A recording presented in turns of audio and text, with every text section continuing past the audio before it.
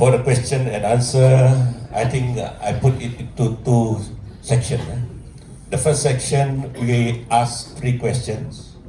And the second round, also we ask 3 questions so that we can finish exactly at 9:50 or earlier than that. Okay? Can I have the first question? Mention your name and to whom you want the question to be addressed to or answered by whom. Okay. Good evening. My name is Hugh Lawrence Zenda. I was an auditor in the Jabatan Audit Negara. My mother was a member Council Negeri from 1958 to 1963. Her name was Datuk Tra Zenda. It was my mother who brought about the secession issue when the Malaysian Consultative Committee wrote the 20 point. Under point number 7, it said no secession. My mother brought it before the IGC, and Lord Lansdowne says, free to join, free to get out. But my question here is addressed to Dr. David Tan. You have brought this issue, I think, for more than 2 years already. So my question to you is,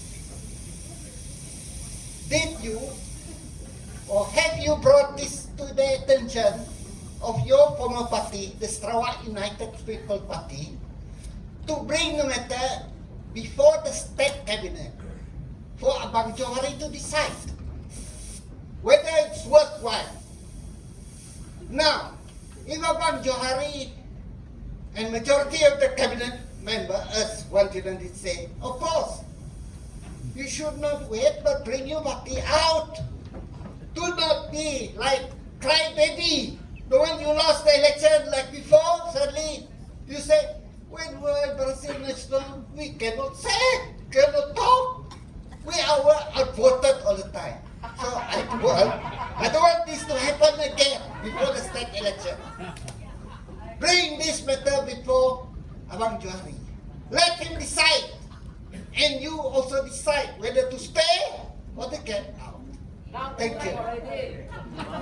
Thank you. Your answer, why David? Second question, please. Second question, anyone? Okay. Please mention your name, your organization, and to whom you want your question to be addressed to.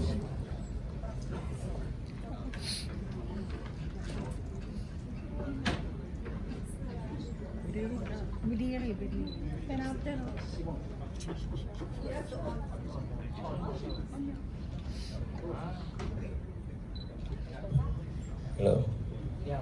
Okey, bismillahirrahmanirrahim. Assalamualaikum dan salam sejahtera. Okey, soalan saya simple saja. So simple. Saya Abdul Kadir bin Haji Omar, orang Sadong Jaya. Okey. Okey. Okey, soalan saya simple je. Kenapa sekarang kita nak bercakap? Itu saja.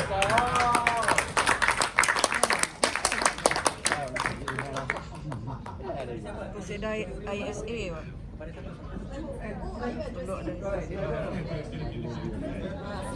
Daduan, siapa lagi? Okey, soalan ini saya tujukan kepada semua panel. Siapa yang boleh jawab? Okay.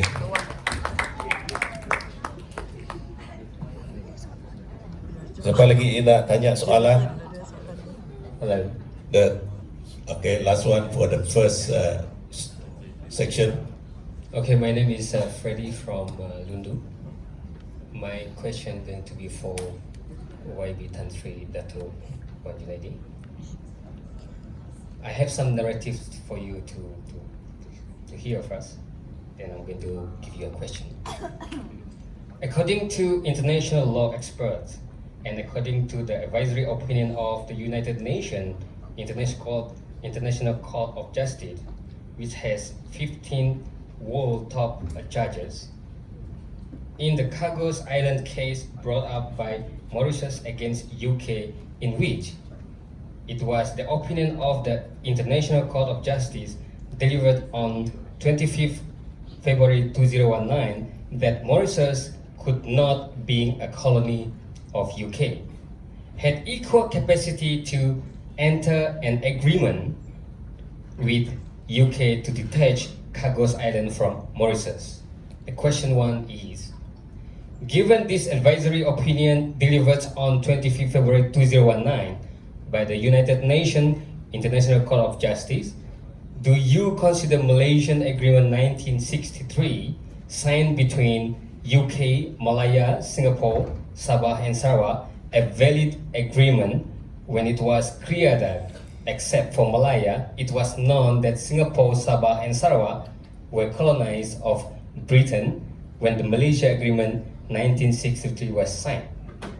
That's question number one. And number two, if it's valid, at that time the agreement was made, do you still consider the agreement as still valid when there are too many fundamental breaches in this agreement? Thank you. Okay, thank you very much for the three questions asked. I think I pass the mic to Yang Bahagia Dato' David Teng to answer the first question, which was put forward by Mr. Hughes Trazenda.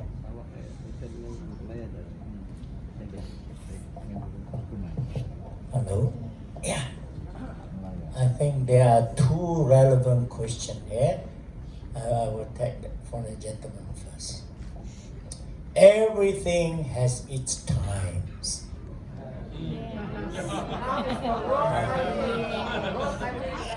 Everything has its time. When Sarawak was governed by the same alliance, followed by Barisan Nasional, so the relationship between the state and the federal government has been, I don't know whether good or bad, but no issue was brought up. The question of certain confrontation arise, especially after 2018. So we change Sarawak government next election. So there are things. When you want to burn the firewood must be dry enough. So this awareness of Sarawak rights, the knowledge, it got to be built up gradually. So it's better late than never. Yeah, right? yeah. It's always preferred to be late than never. Agree. So now it started. So it's no point to point finger in the past. Betul? It's good to understand what goes wrong.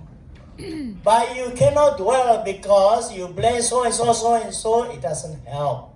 The question is, having known what has happened in the past, then we have to decide what to do. That's what now people are trying to do something.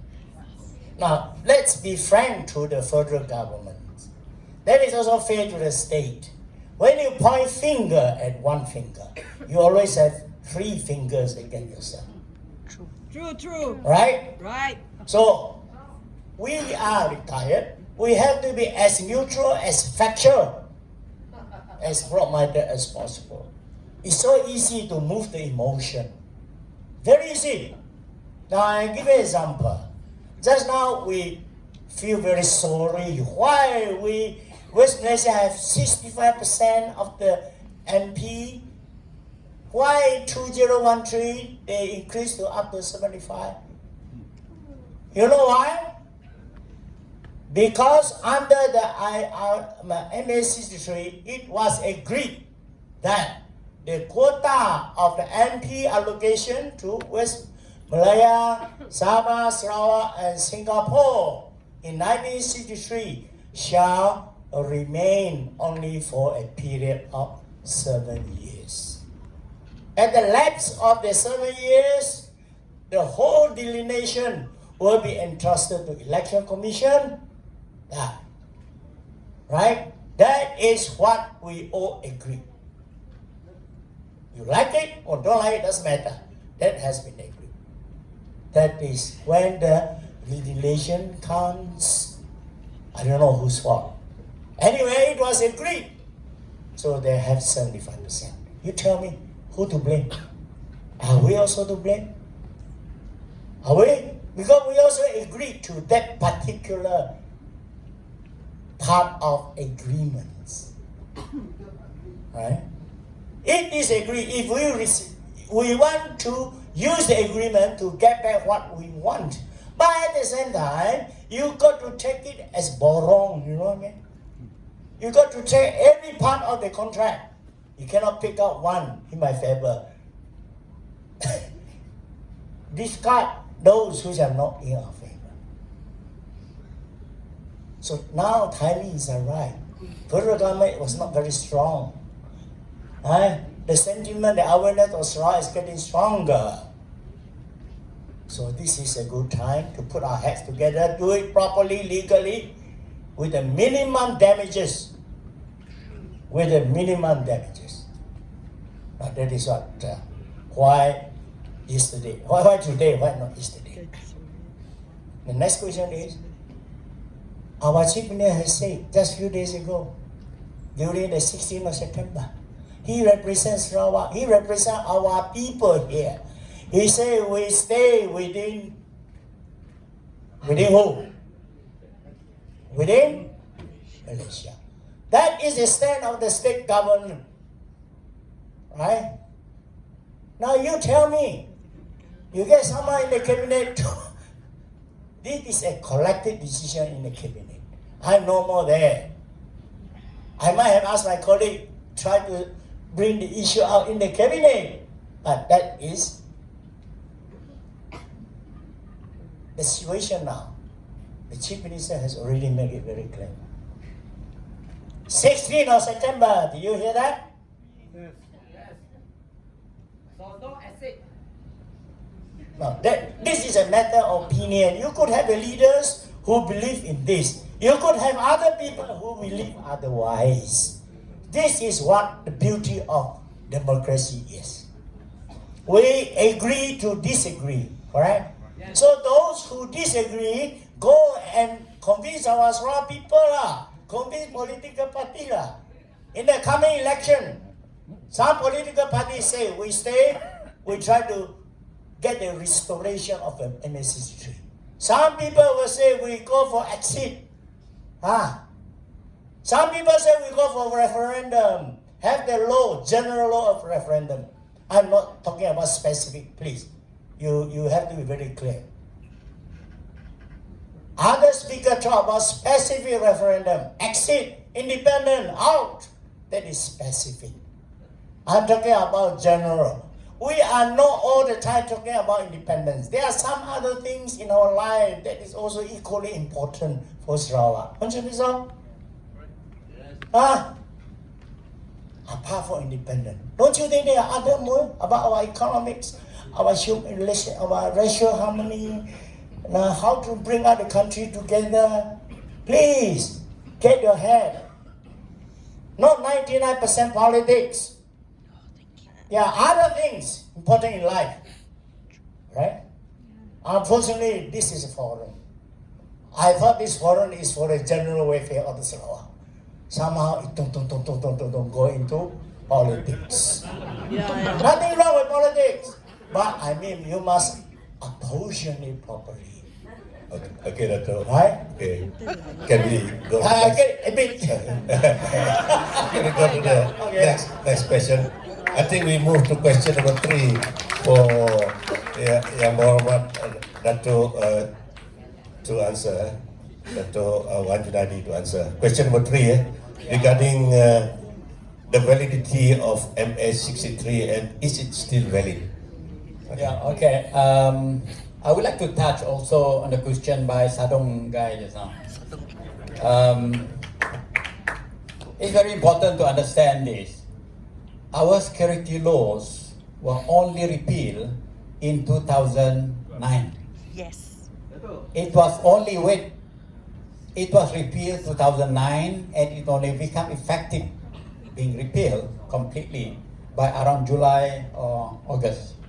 Before that, the law was used by all the people on the top except during Pak Lah and Najib's time. Nobody went into Pulau Jereja or Pulau anything before that. But Dr. Mahathir make full use of it by the hundreds of people, include my uncle, all masuk Pulau Jereja because of this security law. But Pak Lah initiated the amendment. It was drafted during his time. It was tabled during Najib's time and went through. I preside the parliament during that time, 2008. And then it went through and then completely repealed and nobody can make use of it anymore. Therefore, this is why we can sit down here and talk like how we talk tonight. Yeah. Otherwise, Dominic, Wan Junaidi, most probably even all these people will go in, include Professor. Yes. It's so little. Wan Yusuf, no evidence at all. He was tangkap, thrown. Datuk James Wong, what did he do? I can mention you all the name. Datuk James Wong is just my neighbor. Masuk pergi pun nothing at all. That is why we all takut lah tinggal isteri, anak semua kena tinggal rumah, kita masuk sini kena pukul left and right. So that keep us psychologically not there to say what we want to say during that time until 2009. Then I think a lot of you started the ball and then Tan Sri Denan pick it up. That's how the thing heated up. That's why what we did today become what it is today. Include what Dato' David said. Because there also a time for thing. So that jangan banyak sangat masuk Pulau Jereja. Okay, that is the answer for that one. And second one on validity of the agreement. Remember the agreement was signed by two important parties, the British and the Malayan, Semenanjung Tanah Melayu punya government. And those are the valid people. And there are three others, arguably, not sure, based on what the name of the island? Chagos Island case, 2009, and they did it again, discussed again 2013, and they still maintain. There are judges which in the Chagos Island case in 2013 says, the moment that territory become independent, then the validity is assured of that agreement. But anyway, the decision made in 2009 was that an independent state not able to sign an agreement and the agreement is not valid. But there are two independent countries signing the agreement. And that's why I mentioned earlier in my talk, can we persuade Putrajaya and all persuade the British to go to ICJ to declare the agreement invalid, because we cannot unilaterally declare. Otherwise, we have to go to federal court to ask whether or not this agreement valid, because we were Sarawak, Sabah, and Singapore were not independent at that time. So this is still pending until the thing is being decided by the court, and we have to say that that agreement is valid and binding. Okay, this is one part. Second part of it is, I have been involved in a lot of international treaty and agreement. Okay, I give you one good example. Kyoto Protocol. Started signing 2013, and by that time, 2017, only 79 countries signed. Malaysia was the 80th country to sign, to ratify it after being signed before. And it's still in force until the Paris Agreement come into place in 2020. It's still binding, even though Japan, New Zealand, America walk out from this international treaty. So that's why if Malaysia Agreement is international treaty, similar like all other treaty, maybe thousands of it, where parties to the treaty walk out, is considered valid still until it is declared by ICJ not valid. So that's why we got to still maintain that it's still valid until ICJ declare invalid. It doesn't matter what is the situation. Yeah, thank you very much. Maybe Dominic, you want to respond? Yes, if I may. Thank you, Mr. Chairman. Now, and I would like to respond simply to the two questions. Okay. Just now the question was whether MS63 is still valid. Direct to the point. Okay. Now, let me read it out because this was missed out. In the Malaysian Agreement 1963, Article number 1 says that the colonies of North Borneo and Sarawak and the state of Singapore shall be federated with the existing states of the Federation of Malaya as the states of Sabah, Sarawak, and Singapore in accordance with the constitutional instruments annexed to this agreement, and the federation shall thereafter be called Malaysia. Article number 1 specifically states that Sarawak and North Borneo were colonies. Okay? In those days, they were not certain about the law. So they defined Sarawak and North Borneo, which is a new name, the current name, the old name for Sabah, as colonies of as colonies. Now we know, as a result of the recent Chagos case, which our friend just now was asking, delivered in February this year, a colony has no power to sign an international agreement.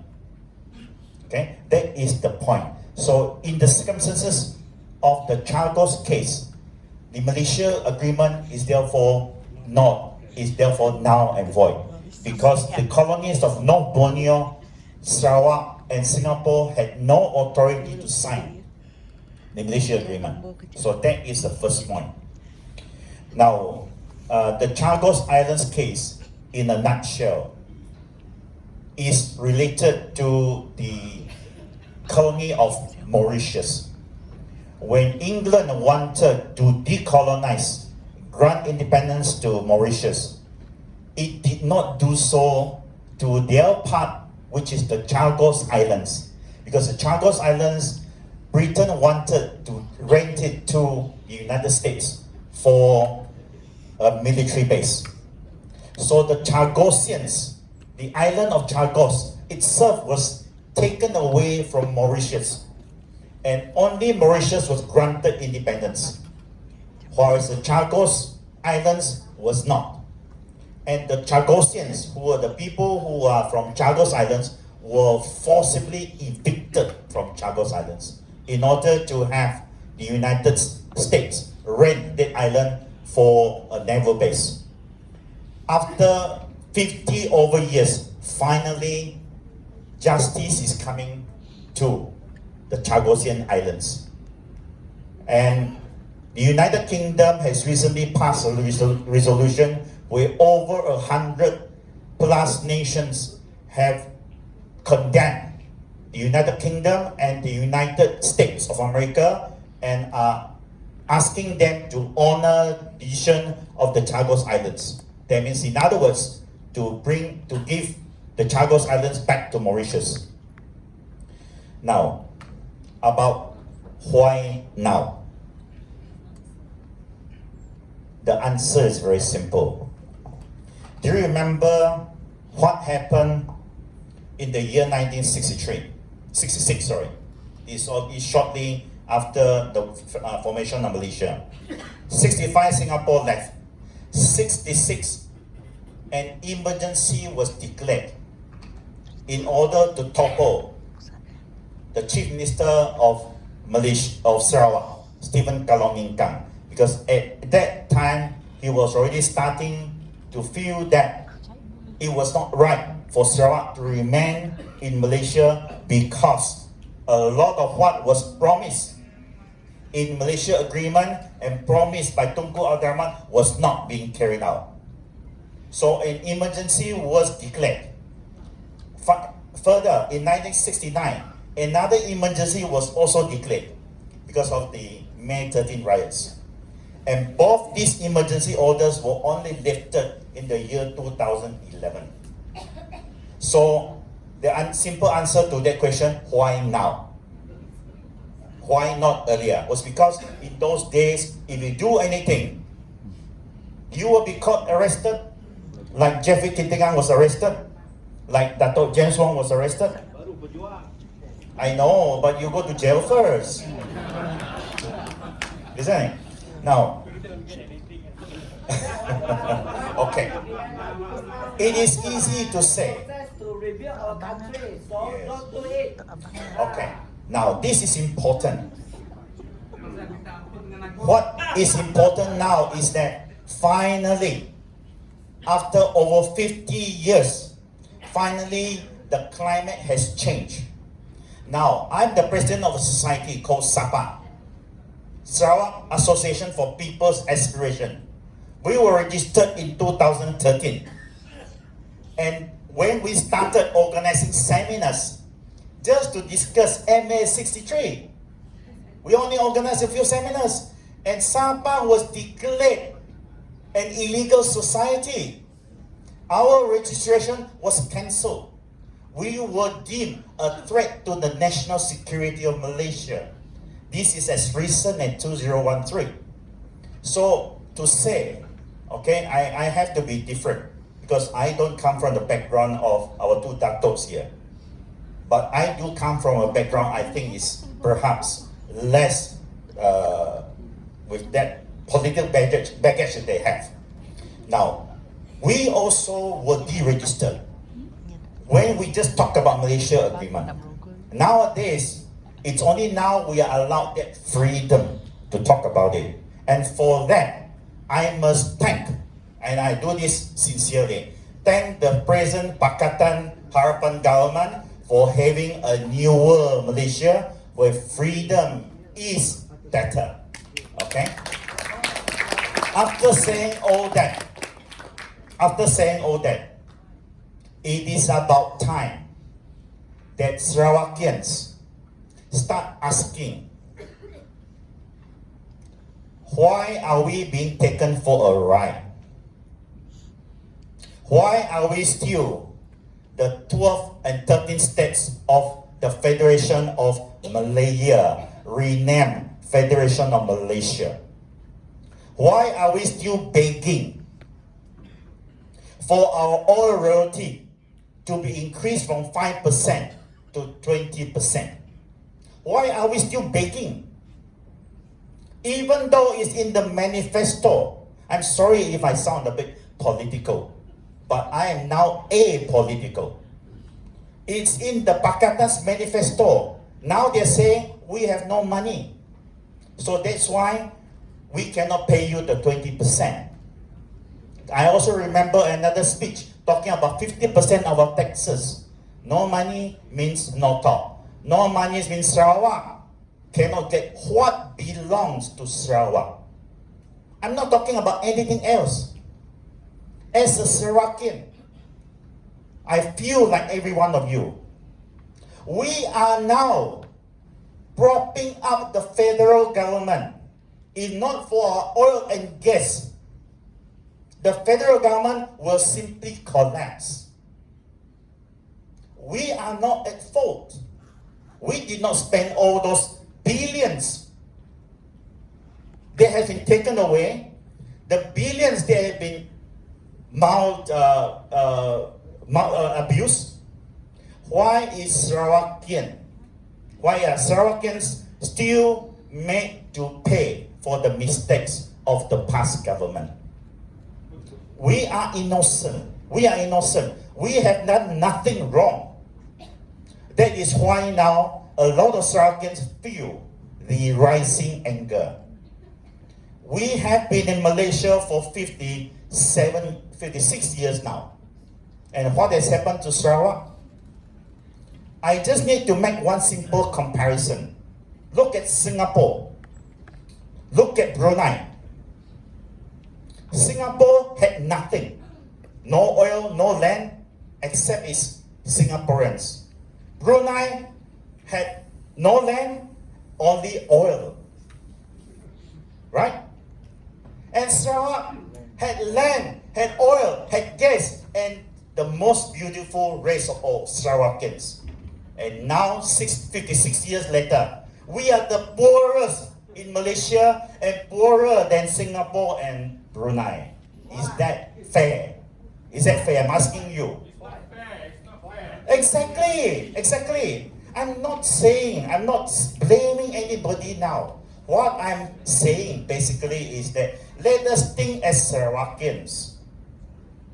The issue today is, should we have a referendum? Should we be allowed to decide whether we should stay in Malaysia or be free?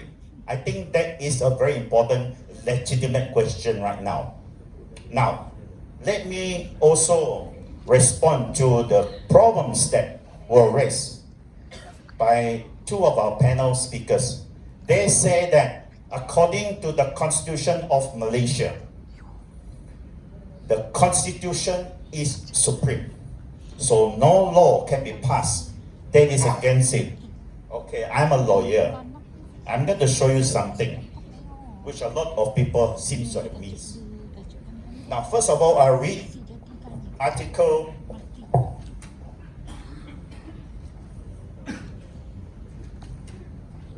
4. It says that the supreme law of the Federation, okay? This constitution is a supreme law of the Federation, and any law passed after Merdeka Day, which is inconsistent with its constitution, shall to the extent of the inconsistency be void. This is exactly what they're referring to. But what was that stated here? This constitution is the supreme law of the Federation. Let me therefore now turn to the word definition of federation. Okay? The definition of federation is defined in Article 160.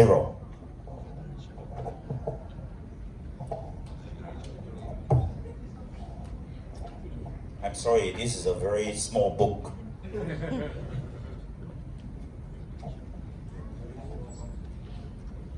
But it has huge consequences. Article 160. The federation means the federation established under the Federation of Malaya Agreement 1957.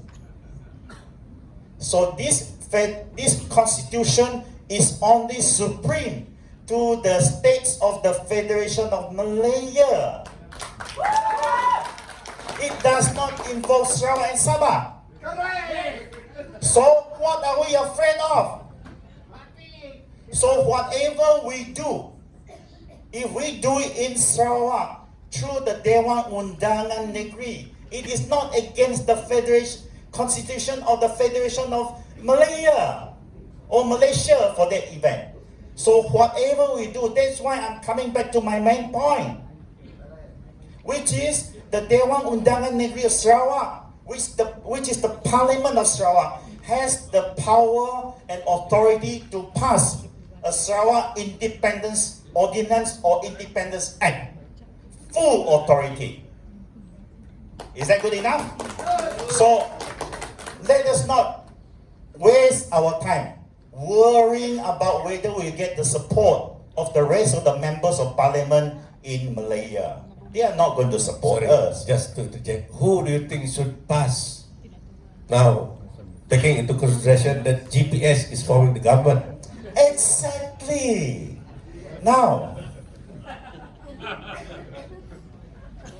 it doesn't matter whether we agree or we don't agree. Right now, one verified and one constitutional power that we now have is the current Dewan Undangan Negeri, whoever is the government of Sarawak. A constitution amendment, a an act for Sarawak to become independent need only be passed by the current Dewan Undangan Negeri. And if the GPS were to support it, I believe that act or the ordinance will be passed overwhelmingly. And for those, I'm giving a small warning, for those who don't support such an independence ordinance or act, please go to Malaya. There are a lot of places for you to go to Malaya, but Sarawak, we want to be only belonging to Sarawak. Is that good enough? Thank you. Okay, I think because I say different thing, I think it's just about me commenting on what I say. But lawyers are having their own opinion. Don't say that he is right or I'm wrong. Because Article 160, I have studied so much about Constitution. Article 160 is about the whole Constitution, based on the Constitution of 1957. That is what the Constitution, our Constitution, they amended it. But when they define the federation, but they are talking about the Constitution. So it doesn't exclude Sarawak and Sabah. But again, this is just an opinion. This is what I said. You must go to court and ask the court whether or not the definition under Article 160 bracket 1 exclude Sarawak and Sabah. If it does, then our friend is right. If it doesn't, then the stand of most people in the legal fraternity is that it is about the federation is actually already been formed, and the federation, which in the Constitution itself, the definition of the federation also include Sarawak and Sabah. Therefore, Sarawak and Sabah also bound by the articles about the this particular the supreme law just now. Otherwise, how can we become part of the Constitution if the law is the Constitution only governed by Peninsula and doesn't govern us? Of course, it's a good exercise to go to court, and Dominic may be the person who can go to court and ask for it. Thank you. Boleh? Sekejap. Okay. You want me to? Oh, sorry. Okay, two things. Number one, basically, I'm not really concerned about the question whether we should or shouldn't be independent. But I'm more into looking into the details, because as the saying goes, the devil is really into the details. My real concern is, if we were to be independent today, who's going to be our president tomorrow? Who are we going to be elect?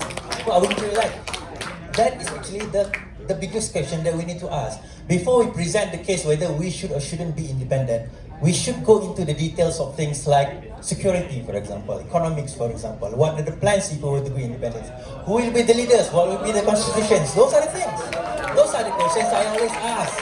When I was asking these questions, who will be the leader if we were to be independent today? Nobody dared to answer these questions. Will it be GPS? Will it be me? Will it be Dr. Dominic? Will it be Dominic? Okay. So I don't have any more time to delve into this. Now, answering the constitutional matter on the 160 just now, that is our contention point with YB Dato' Idris Buang the other day on Perlembagaan Malaysia 1963, the definition of the word federation. And like Dato' Junaidi said just now, the word federation was actually defined twice in federation, which is Article 160 and Article 1. 160 was there in the MA 1963, it was never been changed. It was still there in this federal constitution. But in Article 4 in MA 1963, the federation was defined as Malaysia, it includes Malaysia. So how do we reconcile between these two articles?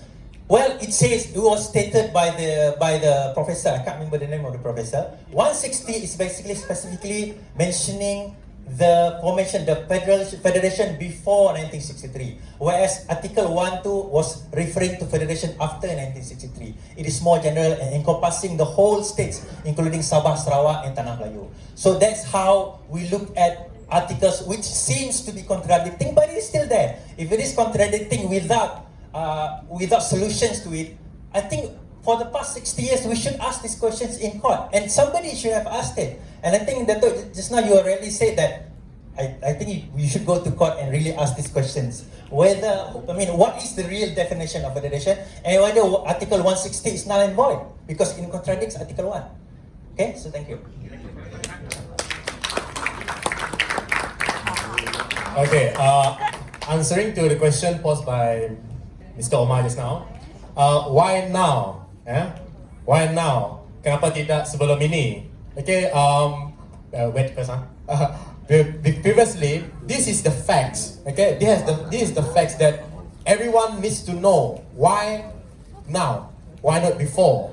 Okay, because previously, the ruling government failed to secure the rights of Sarawak, and I can show you through this historical handset who tabled Petroleum Development Act 1974 and Territorial Sea Act 2012 in the Dewan Rakyat. Who signed the Petroleum Agreement 1975? This was written by me, myself.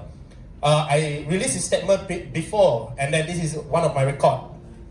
The late Tun Abdul Rahman Yaakob, who is my own great-uncle, became the Chief Minister of Sarawak on 7th July 1970 until 26th of March 1981. He was replaced by his nephew, Tun Abdul Mahmud, as the Chief Minister of Sarawak from 26 March 1981 until 28 February 2014. If we look into the historical facts, when Petroleum Development Act was passed in 1974, Tun Rahman was the then Chief Minister of Sarawak, while Taib Mahmud was the then Minister of Primary Industry, meaning to say he is the Member of Parliament. When Territorial Sea Act was passed in 2012, Taib Mahmud was the then Chief Minister of Sarawak. Now, we go into deep detail. On 24th of July 1974, Taib Mahmud, who was the then Minister of Primary Industry, Member of Parliament, stood up before the August House at 3:57 p.m. to table the Petroleum Development Bill for a second reading. The second reading continued at the following day on 25th July 1974, when Taib Mahmud stood up before the August House at 3:35 p.m. And after the third reading, the Petroleum Development Bill was passed at 4 p.m. by all members of Parliament from Barisan Nasional. From the Parliament handset, we can see that it was Lim Kit Siang from DAP, who was then the MP for Bandar Melaka, that stood up against Taib Mahmud in Dewan Rakyat. You can see in the handset, it's in the handset. Meaning to say, it was Lim Kit Siang was the only MP who stood up at that time to protect the Sarawak rights. Lastly. And on the 27th March 1975, it was the late Tun Rahman who signed on behalf of the government of Sarawak to grant in perpetuity and convey to and vest in Petronas the ownership in and the exclusive rights, powers, liberties and privileges of exploring, exploiting, winning and obtaining petroleum, whether lying offshore or onshore of Malaysia as stipulated in Schedule 2, Clause 2 in Petroleum Development Act 1974. What does it mean? Why people keep on blaming the current Prime Minister? Because the current Prime Minister at that time, he was not even an MP, he was a senator. He was a senator, he was not sitting as MP. Then why nobody blame the then two Chief Ministers of Sarawak? Why none of them? They keep on blaming the current government. But knowing the fact that it was previous government who failed to secure the Sarawak rights. And you see, now we're talking about referendum. Referendum is, you can ask a question later. Referendum is a destination, not a goal. Referendum is destination and not a goal. And if you have this kind of people who fight for you, I think there will be a civil war in the future if they become the government. You see? Thank you. So, what kind of referendum you want? Not just simply just independence out, in and out. Referendum on, for example, adakah rakyat Sarawak ingin pemakai menua dan Pulau Galau diiktiraf dalam Sarawak Land Court? That is kind of referendum. Do you want a fair appointment in public major appointments? You see nowadays, you see kebanyakan major public appointments only controlled by one races, or maybe sidelined to the other only one race, not the other race. How about the Dayak? How about the Chinese? So this is the kind of referendum that we want for the nation building. Pull it out. In the end of the day, kalau pull keluar, siapa jadi presiden? Tek Mahmud. You want? Kalau pull, you want a quantum system. You want democracy system or communist system? You want pull, siapa nak protect you punya tanah? Oh, the moment you pull, I can rest assured that the moment you pull, you'll be create chaos and the land will be grabbed by the cronies. That is what happened. That's what will happen. And thank you. Okay, Datuk. Ask question or want to comment? We are going to the second session. Assalamualaikum warahmatullahi wabarakatuh. Okay. Salam sejahtera. Now, Okay. Saudara Aziz. It's about time. I think Saudara you. Aziz, I would agree with you. Okay, we don't agree with that 1974 bill to be valid. Actually, to me, as I said in the tone, it was voidable. You know why? I was asked the same question. Actually, we were asked the same question in one encounter with the AG of Malaysia, Tommy Thomas. He asked, why only now? Okay? So it was asked in front of the state representative, the SAS and so on, okay, SAG and so on. But I answered, I told him, in Sarawak, during those days, it was communist era, confrontational era. Sarawak had to look up to the federal for security. They gave all the support to protect our people, protect our nation. Some died in our place. So the thing is, we look up to Malaysia, federal government with all the gratitude. So we never ask questions. Maybe because of a cool culture, soft culture. But then, at the same time, as Dato' Sri, what you already said, we cannot question much because of the law, emergency law, ISA and so on. Otherwise, you go to jail like Jeffrey Kattingan and so on, yeah, and James Wong, whatnot. But since it was lifted, we could say it.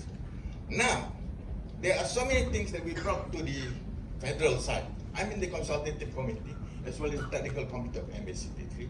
I don't want to share this, but it's not official secret to be breached, but it's common knowledge, okay? Now, there are so many things we agree to disagree. The royalty, we want more. The, what do you call it, stamp duty for our land transaction. Review of our financial, what do you call it, grant, special grants, so on and so forth. So many things actually we agree to disagree. I believe there's no way except to go to court, as you rightly said. Yeah, that is true. But do we go to the federal court?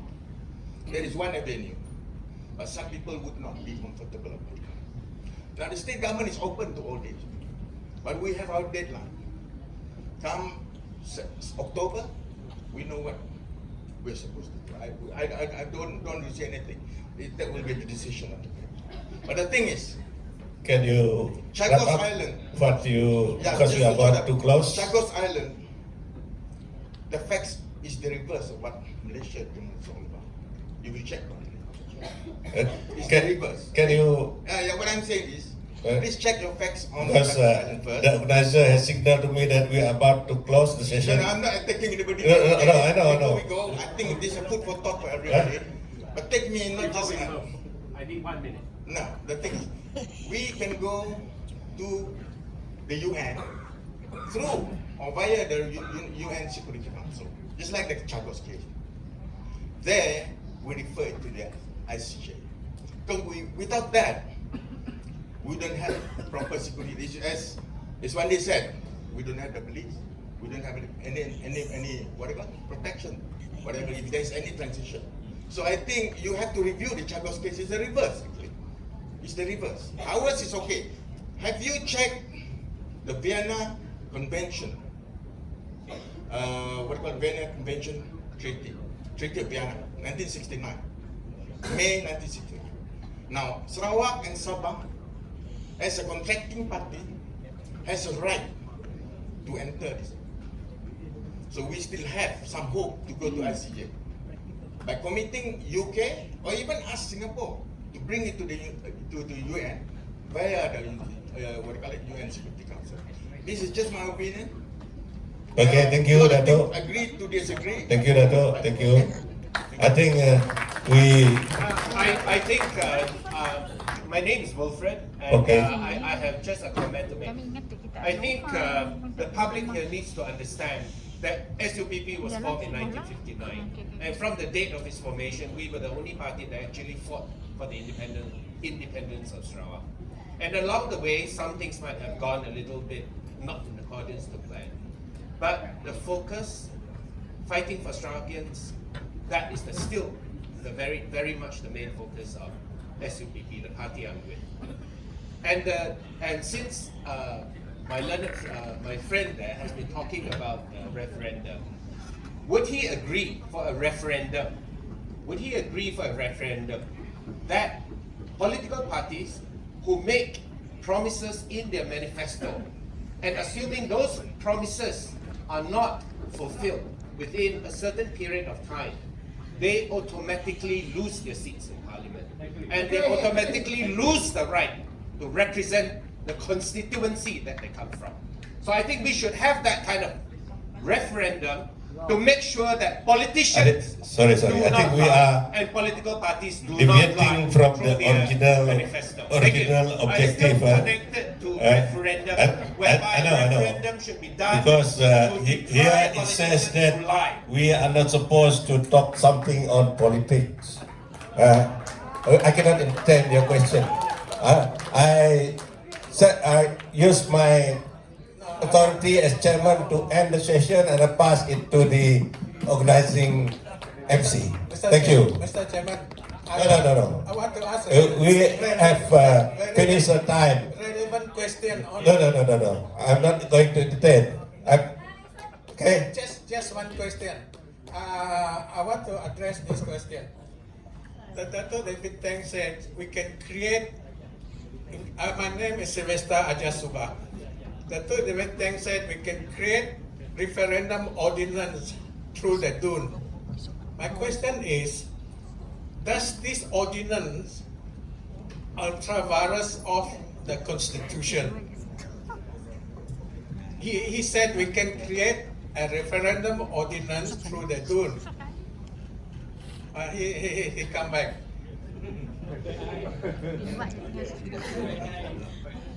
I did say that. I think I did say that. No.